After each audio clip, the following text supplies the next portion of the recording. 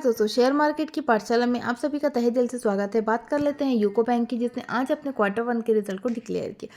तो कैसा रहा बैंक का रिजल्ट, आइए जानते हैं इस वीडियो में। तो अगर बात कर लेते हैं बैंक की इंटरेस्ट इनकम की, तो इंटरेस्ट इनकम पिछले साल जो बैंक को देखने को मिल रही थी वो 522393 लाख की देखने को मिल रही थी। ये पिछले साल की बात है, लेकिन इस साल ये बढ़ करके 602399 लाख हो गया है, जबकि यही पिछले क्वार्टर में 585970 लाख था, जो कि इस साल बढ़ गया है। तो अगर वाई और क्यू दोनों ही बेसिस की बात करें तो दोनों ही बेसिस में इंटरेस्ट इनकम बढ़ती हुई देखने को मिल रही है। बात कर लेते हैं टोटल इनकम की, तो टोटल इनकम जो पिछले साल 585695 लाख की थी, वो इस साल बढ़ करके 685942 लाख हो गई है।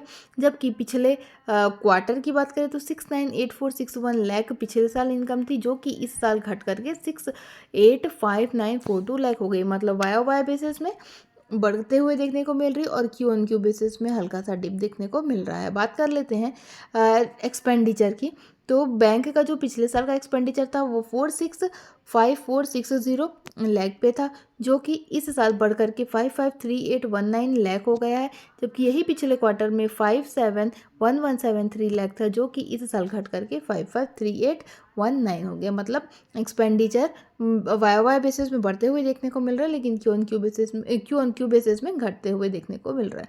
बात कर लेते हैं सीधे नेट प्रॉफिट की, तो नेट प्रॉफिट की अगर बात करें तो पिछले साल जो नेट प्रॉफिट यूको बैंक को था वो 22,248 लाख के आसपास देखने को मिल रहा है, जबकि इस साल डबल होते हुए ये देखने को मिल रहा है। मतलब 5596 लाख के आसपास का प्रॉफिट यूको बैंक में देखने को मिल रहा है। वही पिछले क्वार्टर में 577 लाख का प्रॉफिट था, जो कि इस साल भी अच्छा खासा बढ़ता हुआ देखने को मिल रहा है। मतलब वाई बेसिस में अच्छा खासा जंप यूको बैंक के प्रॉफिट में देखने को मिल रहा है।